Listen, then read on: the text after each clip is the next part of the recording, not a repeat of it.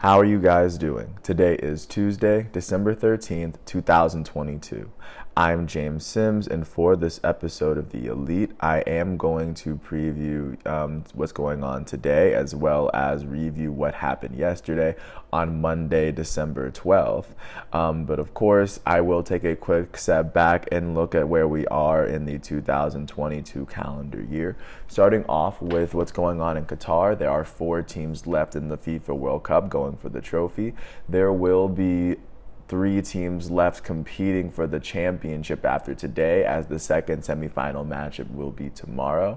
Of course, I will get into that right after this.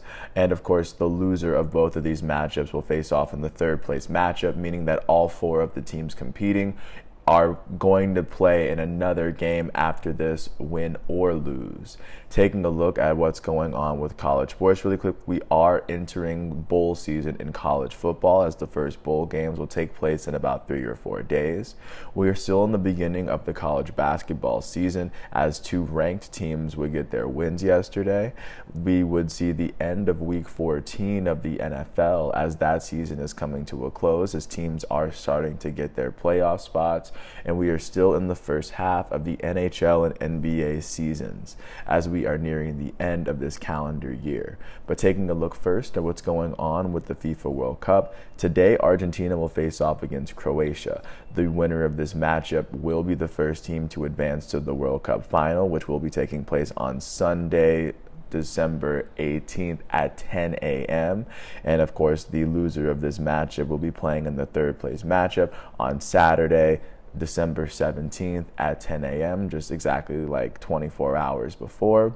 Looking at how both of these teams would make it to this round, Argentina would win Group C with 6 points after losing their first game in this matchup to Saudi Arabia 2-1. Argentina would beat Mexico 2-0, as Leo Messi would score their lone goal in Saudi Arabia. He would also go on and score Argentina's first goal against Mexico. Enzo Fernandez would help in that goal in that matchup as well. Argentina would then go on and beat Poland 2-0 in their third group stage matchup off of Alexis McAllister and Julian Alvarez's 2 goals. In the round of 16, Argentina would beat Australia 2-1 off of Leo Messi's first half goal and Julian Alvarez's second half goal. And in the quarterfinal round, Argentina would beat the Netherlands 2-2 after Nahuel Molina and Leo Messi would put Argentina up 2-0. The Dutch Wout Weghorst would score in the 83rd and in the 90th minute, or at least an extra time, to tie the game up. Argentina would end up beating the Netherlands off of penalties, thanks to Lautaro Martinez putting them up 4-3 in the round. And then looking at how Croatia would make it to this round, Croatia would go on and actually finish second in their group to Morocco, who is still in the tournament. They would finish with 5 points in the group. They would end up drawing their first matchup of group stage 0-0 with Morocco. And this, they would go on and beat Canada 4-1. Their 4 goals in this matchup would come from Andrej Kramaric, as he had 2 of them, Marco Levaya, and Lavro Meyer. And then in their third group stage matchup, they had to beat Belgium, or at least draw over them. And then this matchup ended up in a 0-0 draw. Once Croatia would make it to the round of 16, they would end up drawing with Japan 1-1, as they would go to extra time, and then it would go to penalties, as Ivan Perisic would score Croatia's lone goal there. Croatia's goalkeeper Ivan Livakovic would have a great great performance against Japan, as they would beat Japan 3-1 off of penalties to make it to the quarterfinal round. Croatia would then go on and beat Brazil 1-1, as Brazil would have a very heartbreaking exit out of a tournament that they thought that they would win, after Croatia's Bruno Pekovic's 117th minute goal would keep them in, after Brazil's 105th minute goal all but assured Brazil fans that they were pretty sure that they were going to go to the next round. So, after crushing Japanese fans and Brazilian fans' hearts, Croatia is going to be playing in Argentina, possibly looking to crush the fan base of yet another soccer-rich country, as Croatia looks to make it to the World Cup final for the second World Cup in a row. And of course, looking at the other side of this tournament, France is going to be facing off against Morocco tomorrow, and I will preview that once we get there. But of course, taking a look at what's going on with college sports. In college football, we are getting closer to bowl season, as the very first bowl games will be played on Friday. The first matchup will be the Thomas A. Robinson National Stadium in Nassau, Bahamas, as this will be the Hometown Lenders Bahamas Bowl. It will be between UAB, as the Blazers will face off against the Red Hawks of Miami, Ohio at 11 a.m. Eastern Standard Time. And then at 3 o'clock on ESPN, 24th ranked Troy is going to face off against 25th ranked UTSA, as both of these teams hold 11-2 records. This will be the Duluth Trading Care Bowl in Exploria Stadium in Orlando, Florida. But of course, we're going to inch closer to that day by day. Taking a look at what would happen in college basketball yesterday, the highest ranked basketball team that would play would be the 7th ranked Texas Longhorns. They would host the unranked Rice Owls, as Texas would beat Rice 87-81. This game would go to overtime after Texas had to outscore Rice by 4 in the second half. They would outscore Rice 15-9 in overtime to pick up this win, as they remain undefeated at home so far. On the winning end of this matchup, the 7th ranked Longhorns would be led in scoring by their starting guard, Marcus Carr. Their senior from Toronto, Canada, would finish with 28 points in 41 minutes. He shot 9 for 16 from the field, 4 for 7 from 3, and he would shoot 6 for 8 from the free throw line. With this home overtime win, the 7th ranked Texas Longhorns are 8-1 this year. With this loss, unranked Rice is 6-3. All 3 of their losses have come on the road. Jumping out to the Pacific Northwest of America, the 15th ranked Gonzaga Bulldogs would host the unranked Northern Illinois Huskies. The Bulldogs would win this game by 21 points after they would outscore Northern Illinois by 15 in the second half. On the winning end of this matchup, the 15th ranked Bulldogs would be led in scoring by their starting forward, Drew Timme. Their senior from Texas would finish with 26 points and 6 rebounds in 29 minutes. He shot 9 for 15 from the field and 8 for 9 from the free throw line. With this win, the 15th ranked Gonzaga Bulldogs are holding on to an 8-3 record.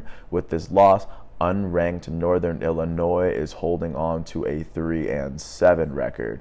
Of course, taking a look at what's going on today in college basketball, the highest ranked team that would play today will be the 4th ranked Alabama Crimson Tide. Sitting at 8-1, they will host the unranked 8-2 Memphis Tigers in Tuscaloosa on ESPN2 at 9 o'clock.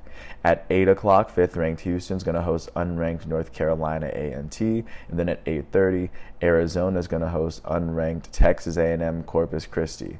So that's going to be the slate for today, for at least the ranked opponents. Taking a look at what's going on at the professional level, starting off in the NFL, Week 14 would end in Glendale, Arizona, as the featured team of Hard Knocks this year, the Arizona Cardinals, would host the New England Patriots. The Patriots would beat the Cardinals 27-13. They won this game by 2 touchdowns after they were outscored 13-10 in the first half. The Patriots would shut the Cardinals out 17-0 in the second half to take full advantage of this game. After Nick Folk tied the game up, it would be a 23-yard scoop and score by Raekwon McMillan that would turn the tide of this game and give the Patriots the outright lead going through the end. On the losing end of this matchup, the hometown Arizona Cardinals would be led in passing by Colt McCoy. Colt McCoy, their quarterback out of Texas, their 2010 draft pick, would finish with 246 yards and an interception. He would also run for 24 yards as he had 270 yards of offense total. James Conner was their leading rusher. Arizona's running back out of Pitt would finish with 85 rushing yards and a rushing touchdown off of 15 carries. He had 29 yards through the air, giving him 114 yards of offense for the Cards. The Cardinals' leading receiver was their elite wide receiver out of Clemson, DeAndre Hopkins. He had 7 receptions for 79 yards.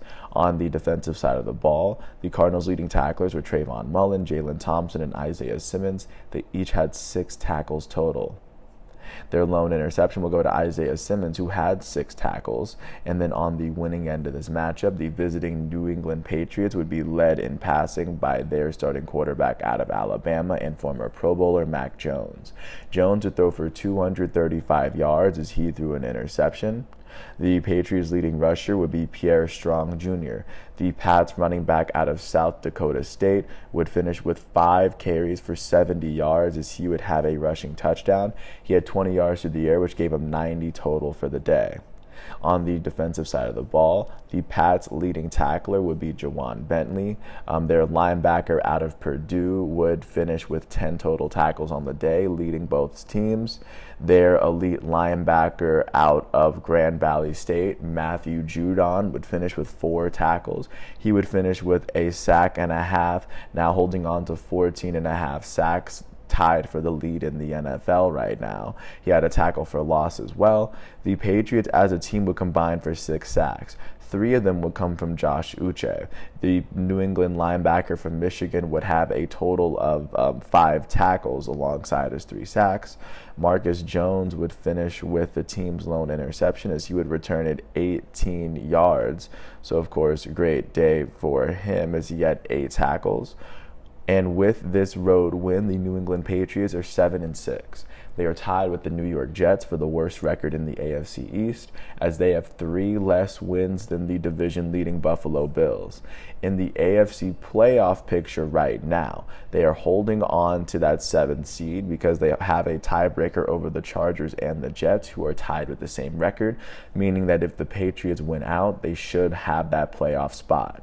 Right now, they have 2 less wins than the defending AFC champ Bengals, who have the top wild card spot.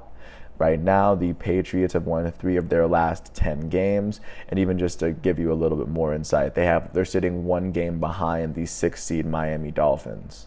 With this loss, the Arizona Cardinals are 4-9. They are tied with the defending champs LA Rams for the worst record in the NFC West. They have 5 less wins than the division-leading San Francisco 49ers with 4 games left in their schedule. So they know that they're not going to win their division. However, they are currently tied for the 2nd worst record in the NFC. They have 3 less wins than the 7th seed New York Giants with 4 games left to go. So, I guess there's possibility. But as of right now, that is where they sit, either backs against the wall or completely eliminated. But that is what the NFL looks like following Week 14. The NFL is set to resume in Week 15 on Thursday, December 15th, as the 7-6 Seattle Seahawks are set to host the 9-4 San Francisco 49ers, who are holding on to the 3 seed in the NFC and the longest active winning streak in the NFL. Jumping out to the NHL, the Montreal Canadiens would host the Calgary Flames. This matchup would go to overtime and then to a shootout after neither team would score in overtime. First off, the Canadiens would force overtime off Josh Anderson's 8th goal of the season, and then they would end up winning the game off of Kirby Dach's shootout goal, and then Jake Allen would save Nazem Kadri's shootout attempt to win them the game. So Jake Allen would be the top star of the game. Their goalie out of Canada would finish with 34 saves, as he did allow 1 in regulation. With this win at home, the Montreal Canadiens are holding on to an NHL record of 14-12-2. So far, the Canadiens' 30 points in 28 games ties them with the Florida Panthers for the 5th best record in the Atlantic Division and or the 3rd worst. They are sitting 15 points behind the division-leading Boston Bruins. They've won 5 of their last 10 games to date. With this shootout loss, the Calgary Flames are 13-11-5. As of right now, the Flames 31 points through 29 games, is the 5th best record in the Pacific Division.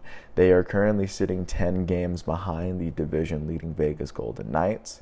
They're holding on to a 3-game losing streak. The Flames' 3-game losing streak is tied with the Blackhawks and the Predators for the longest active losing streak in the Western Conference. Right now, it is also tied with the Philadelphia Flyers for the longest active losing streak in the entire NHL. Also, they've lost 6 of their last 10 games. 2 of those 6 losses would come in overtime or later. Jumping out to New York, the Rangers would host the New Jersey Devils, who lead their division. The Rangers would beat the Devils in overtime 4-3 after neither team would score in the third period. The Devils were up 3-1 in that second period. The Rangers scored 3 unanswered. Kaapo Kakko's 6th goal of the year would tie it up, and Philip Chytil's 6th goal of the season would win them the game. Chytil, New York center out of the Czech Republic, would finish with the top star of the game as he had a goal and an assist.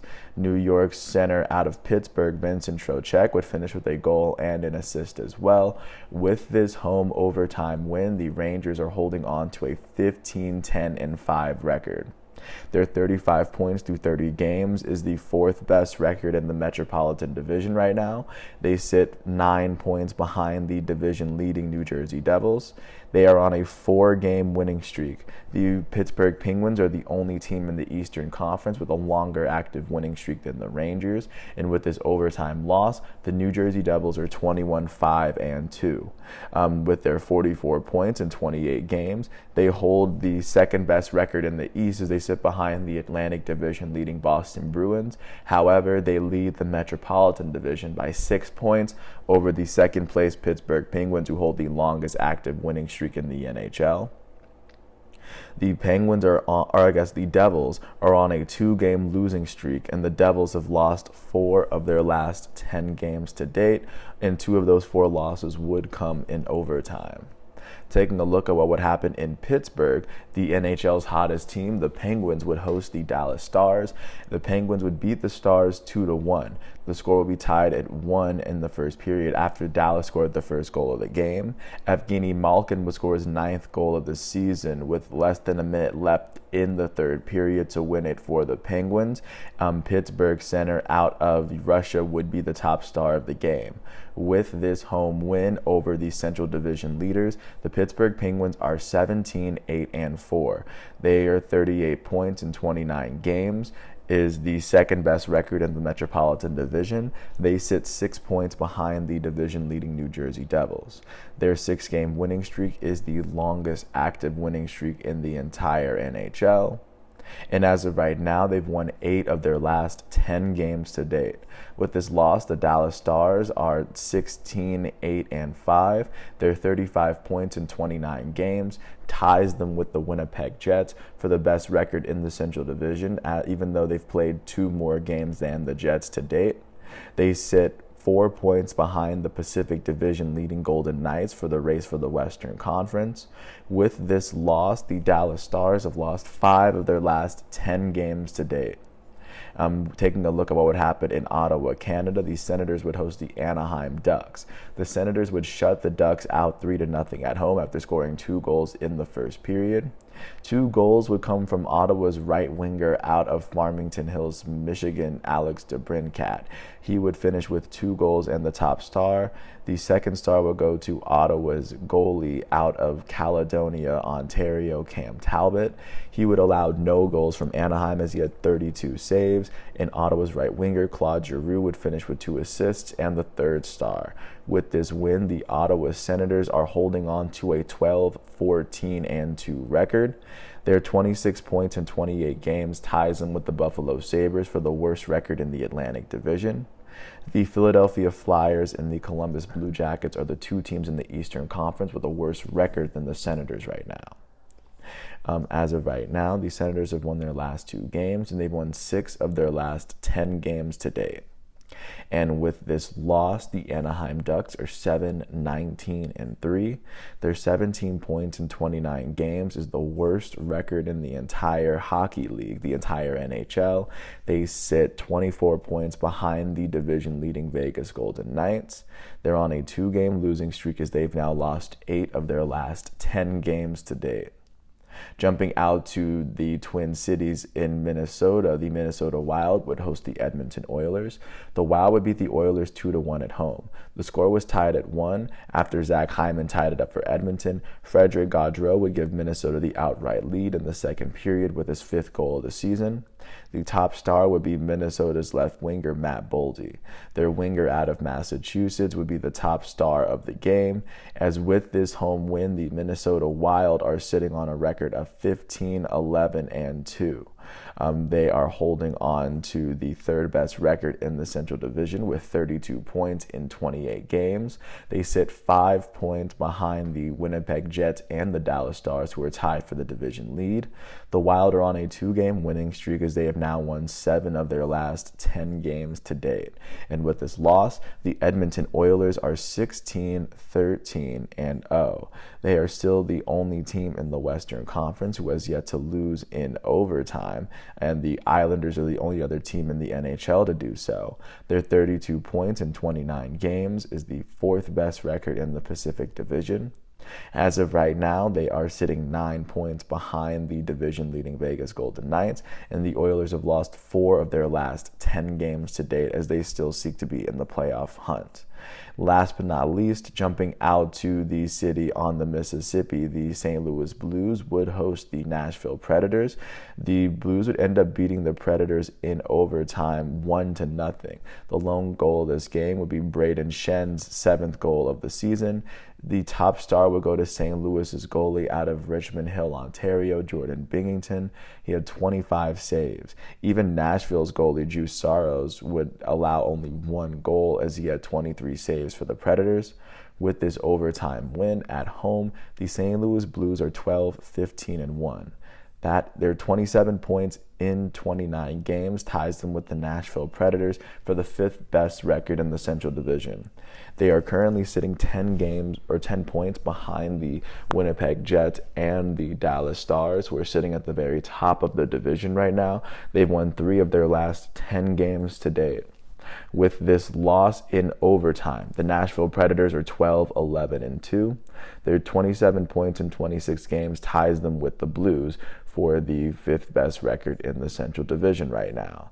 Right now, they are on a 3-game losing streak that ties them with the Blackhawks, the Calgary Flames, and as of right now, the Philadelphia Flyers, for the longest active losing streak in the NHL right now. With this overtime loss, the Predators have lost 5 of their last 10 games. 2 of those 5 losses would come in overtime or later. Taking a look at what's going on today in the NHL. Today is Tuesday, so starting off early at 7 o'clock, the Boston Bruins, who are leading the Atlantic Division and now the entire NHL, are set to host the New York Islanders in TD Garden. At 7 o'clock, the Buffalo Sabres are going to host the LA Kings. The Detroit Red Wings are going to host the Carolina Hurricanes. The Panthers are going to host the Blue Jackets. The Metropolitan Division leading New Jersey Devils are going to host the Central Division leading Dallas Stars. At 7 o'clock as well, the Tampa Bay Lightning are going to host the Kraken, as the Kraken are runners-up in the Pacific Division, and the Lightning are sitting in 3rd place in the Atlantic. At 7, the Toronto Maple Leafs are going to host the Ducks, as the Ducks hold the worst record in hockey. At 8, the Nashville Predators are going to host the Edmonton Oilers. The Winnipeg Jets, who are leading the Central, are going to host the Vegas Golden Knights, who are leading the Pacific Division. At 9 o'clock, the lone primetime game is going to see the Chicago Blackhawks, who are holding on to the worst record in the Central Division, host the Washington Capitals, who at this moment are holding on to the 3rd worst record in the Metropolitan Division. Jumping out to 9 o'clock, the defending Stanley Cup champs Colorado Avalanche, who are currently holding the 4th best record in the Central Division, are going to host the Philadelphia Flyers, who are holding on to the 2nd worst record in the Metropolitan Division. Then at 10:30, the San Jose Sharks are going to host the Arizona Coyotes, as both of those teams have 9 wins. Taking a look at what's going on in the NBA, jumping out to Indianapolis, the Pacers would host the Miami Heat. The Heat would end up beating the Pacers 87-82. They won that game by 5 after they would outscore the Pacers by 7 in the first quarter. On the losing end of this matchup, the hometown Pacers would be led in scoring by their starting shooting guard out of Oklahoma, Buddy Hield. He had 19 points, 9 rebounds as well in 36 minutes. He shot 8 for 16 from the field and 3 for 7 from 3. Indiana starting center Myles Turner would finish with 15 points, 13 rebounds. He would also have 4 blocks as he nearly fouled out in 35 minutes. Myles Turner would shoot 4 for 9 from the field, 2 for 3 from 3, and 5 for 6 from the free throw line. On the winning end of this matchup, the visiting Miami Heat would be led in scoring by their starting center Bam Adebayo. He had 22 points, 17 rebounds, and 2 steals in 35 minutes. He shot 8 for 18 from the field and 6 for 7 from the free throw line. The Heat's elite starting small forward Jimmy Butler would finish with 20 points, 7 rebounds, 5 assists, and 2 steals in 34 minutes. He shot 8 for 16 from the field and 4 for 7 from the free throw line. With this road win, the Miami Heat are holding on to a record of 13-15. The Heat are holding on to the 10th best record in the Eastern Conference, as they currently sit 8 games behind the conference leading Boston Celtics. Miami have won 6 of their last 10 games to date. With this loss, the Indiana Pacers are now 14-14. Sitting at 500, they are tied with the Atlanta Hawks for the 7th best record in the East. The Pacers sit 7 games behind the conference-leading Celtics. The Pacers are on a 2-game losing streak as they've lost 7 of their last 10 games to date. Jumping out to this nation's capital, the Washington Wizards would host the Brooklyn Nets. KD would go home to the city that he grew up in, as the Nets would beat the Wizards 112-100. They won this game by 12 after they would outscore the Wizards in every single quarter, essentially. They outscored the Wizards by 7 in the first half, more specifically. On the losing end of this matchup, the hometown Wizards would be led in scoring by their small forward off the bench, Will Barton. Their forward out of Memphis would finish with 22 points, as well as 7 rebounds and 7 assists in 33 minutes. He shot 8 for 15 from the field, 4 for 8 from 3, as he made both of his free throws. Washington starting small forward Kyle Kuzma had 20 points and 7 rebounds in 39 minutes. He shot 8 for 21 from the field, 4 for 10 from 3 as well. Their starting center, Kristaps Porzingis, had 20 points, 2 steals, and 5 turnovers in 24 minutes. He would shoot 7 for 11 from the field, and he would make all 6 of his free throws. Washington's center off the bench, Daniel Gafford, had 10 points and 10 rebounds in 20 minutes. He would make all 4 of his field goals as he shot 2 for 4 from the free throw line. On the winning end of this matchup, the visiting Nets were led in scoring by the DC native and future Hall of Famer Kevin Durant. Durant had 30 points, 9 rebounds, and 6 assists in 33 minutes. He shot 11 for 17 from the field, 3 for 6 from 3, as he made all 5 of his free throws. Brooklyn's elite starting point guard out of Duke, Kyrie Irving, at 24 points, 6 rebounds, and 5 assists, as well as 2 blocks in 36 minutes. He shot 7 for 17 from the field, 3 for 10 from 3. He would make all 7 of his free throw attempts on the day. Brooklyn's elite starting point guard out of LSU, Ben Simmons, had 10 points, 8 rebounds, and 5 assists in 23 minutes. He shot 5 for 9 from the field. With this road win, the Brooklyn Nets are 17-12. That is the 4th best record in the Eastern Conference. They sit 4.5 games behind the conference-leading Boston Celtics.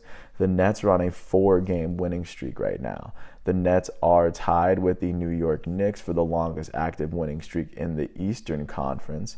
As of right now, the Pelicans and the Grizzlies are the 2 teams in the NBA with longer winning streaks than the Nets. The Nets have won 8 of their last 10 games to date. With this loss, the Wizards are 11-17. They hold the 4th worst record in the East. They sit 10 games behind the conference-leading Celtics at this point. Their 7-game losing streak is the longest active losing streak in the entire NBA. The Wizards have lost 9 of their last 10 games at this point. Jumping out to Memphis, the Grizzlies would end up hosting the Atlanta Hawks in a matchup where neither Ja Morant or Trae Young would play. The Grizzlies would win this game by 25 at home. They won it 128-103 after they would outscore the Hawks by 11 in the first half and then by 15 in the third quarter. On the losing end of this matchup, the visiting Hawks were led in scoring by their starting forward out of Virginia, DeAndre Hunter.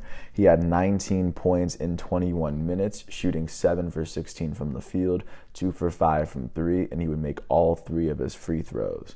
On the winning end of this matchup, the hometown Memphis Grizzlies were led in scoring by their starting point guard out of Duke, Tyus Jones. The former national champ would finish with 22 points, 11 rebounds, and 3 steals in 25 minutes. He shot 8 for 14 from the field, 4 for 7 from 3, and he would shoot 2 for 3 from the free throw line. With this win, the Memphis Grizzlies are 18-9. They hold the second best record in the Western Conference. They sit half a game behind the conference leading New Orleans Pelicans. Their 6-game winning streak is the second longest active winning streak in the NBA behind the Pelicans, just to get a sense of where they are. They've won 8 of their last 10 games. They have as many wins as the Pelicans. They just have 1 more loss than the Pelicans. That's the difference. And with this loss, the Atlanta Hawks are 14-14. Sitting at 500, they are tied with the Indiana Pacers for the 7th best record in the East. They sit 7 games behind the conference-leading Boston Celtics, as they have now lost 7 of their last 10 games to date. Jumping out to Dallas, Texas, the Mavericks would host the Oklahoma City Thunder from a state north. The Mavericks would win this game they would win it by 7 at home. They won it 121-114 after outscoring the Thunder by 19 in the second quarter.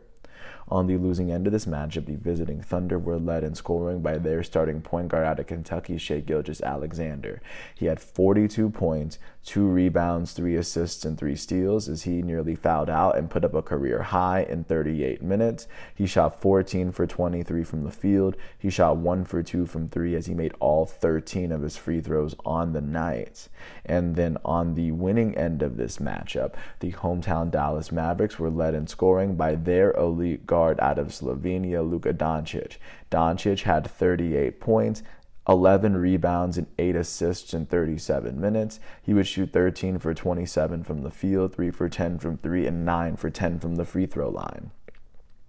Dallas' starting small forward Tim Hardaway Jr. had 20 points, 6 rebounds, and 2 steals in 29 minutes. He would shoot 6 for 16 from the field as all of his makes came from 3. He shot 6 for 14 from 3. Hardaway would also make both of his free throws on the day. So that would be Tim Hardaway's day. Mavericks starting guard Spencer Dinwiddie would finish with 20 points, 7 rebounds, and 10 assists in 35 minutes. Dinwiddie would shoot 7 for 16 from the field, 4 for 8 from 3 as he made both of his free throws. With this win at home, the Dallas Mavericks are 14-13. They are tied with the defending champs, Golden State Warriors, for the 8th best record in the West. They are sitting 4.5 games behind the Western Conference leading New Orleans Pelicans. Right now, the Mavericks have won 5 of their last 10 games to date, and with this loss, the OKC Thunder are 11-16. That is the 3rd worst record in the Western Conference. They are currently sitting 7.5 games behind the conference leading Pelicans. They are on a 3-game losing streak. Only the Phoenix Suns have a longer losing streak than they do in the Western Conference. The Thunder have lost 6 of their last 10 games to date. Jumping out to San Antonio in the same state, the Spurs would host the Cleveland Cavaliers. The Spurs would win this game by 1 at home. They won it 112-111. The Cavs would outscore the Spurs by 13 in the fourth quarter, but it wouldn't be enough.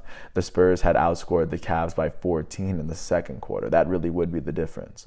On the losing end of this matchup, the visiting Cavaliers would be led in scoring by their elite starting shooting guard, Donovan Mitchell. He had 28 points and 5 rebounds in 37 minutes. He shot 12 for 24 from the field, 2 for 7 from 3. He would make both of his free throws on the day. Cleveland their shooting guard off the bench, Karis LeVert, had 23 points and 2 steals in 29 minutes. He shot 9 for 13 from the field, and he would make all 4 of his free throw attempts. Cleveland's starting power forward, Evan Mobley, had 17 points and 13 rebounds in 39 minutes, shooting 7 for 12 from the field and 3 for 4 from the free throw line.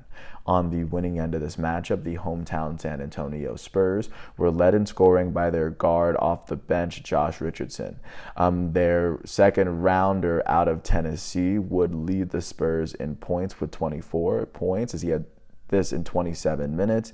He would shoot 9 for 13 from the field, 5 for 7 from 3 as he made his only free throw. San Antonio starting small forward Keldon Johnson had 21 points and 6 rebounds in 34 minutes. He shot 8 for 25 from the field and 4 for 5 from the foul line. With this home win, the San Antonio Spurs are 9-18. They hold on to the second worst record in the Western Conference. They sit 9.5 games behind the conference leading Pelicans. The Spurs are on a 3-game winning streak. Only the Grizzlies and the Pelicans have longer active winning streaks in the West. The Spurs have won 3 of their last 10 games to date. And with this road loss, the Cavaliers are 17-11. They hold the 3rd best record in the East as they sit 4 games behind the conference leading Celtics. As of right now, the Cavaliers have lost 5 of their last 10 games to date. Jumping up northwest, the Portland Trail Blazers would host the Minnesota Timberwolves. The Blazers would beat the Timberwolves 133-112. They would win this game by 21 at home after they would outscore the Timberwolves by 11 in the first half and then by 11 in the third quarter. On the losing end of this matchup, the visiting Timberwolves would be led in scoring by their starting point guard out of Ohio State, D'Angelo Russell. He had 23 points and 8 assists in 30 minutes. He would shoot 9 for 19 from the field and 2 for 3 from the free throw line.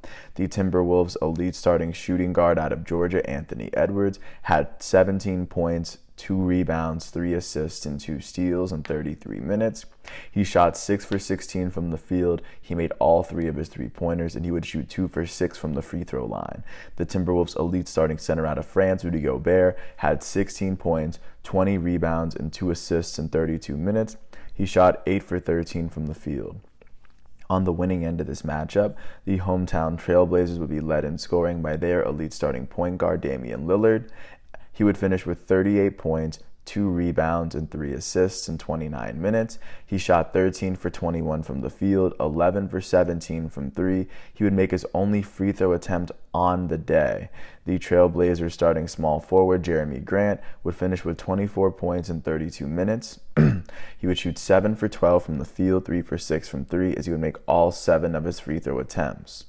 The Trailblazers starting center, Yusuf Nurkic, would finish with 14 points and 16 rebounds in 25 minutes.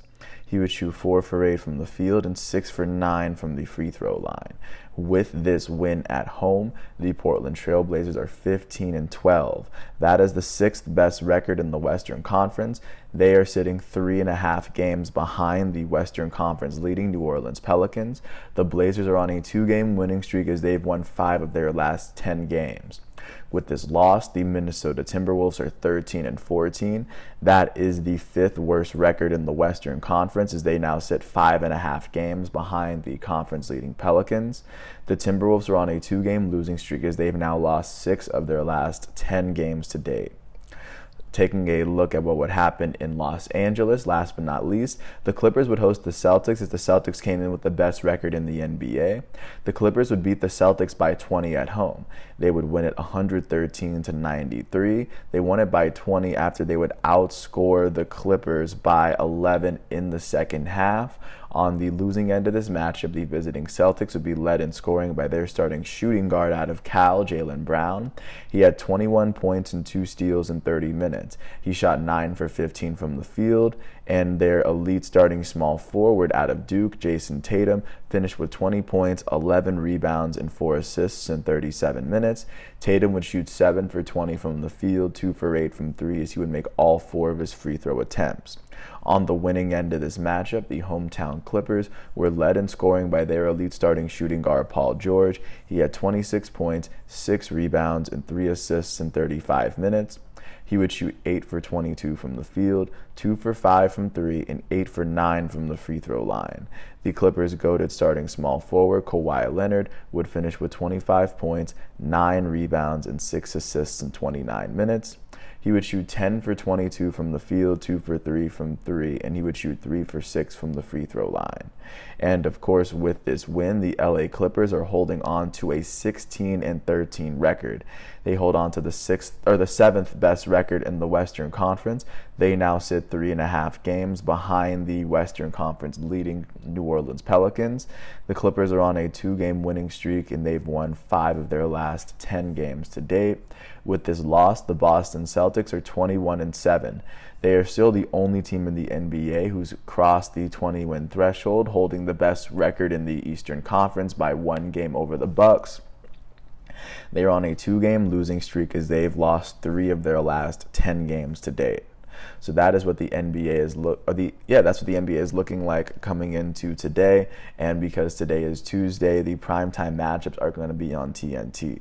At 7:30, the defending champs Golden State Warriors are going to go to Milwaukee to face off against the Bucks. So far in their first 13 away games, the Warriors have only won 2 of them.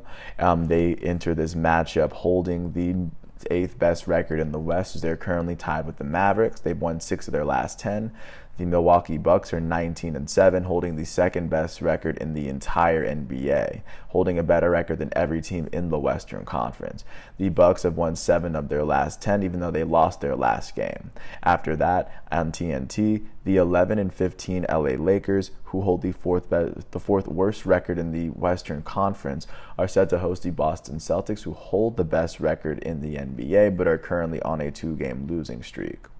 Taking a look at what's going on outside of those games, at 7 o'clock, the Sixers are going to host the Kings. At 8 o'clock, the Houston Rockets, who are holding the worst record in the West, are going to host the Phoenix Suns, who hold the 4th best record in the West.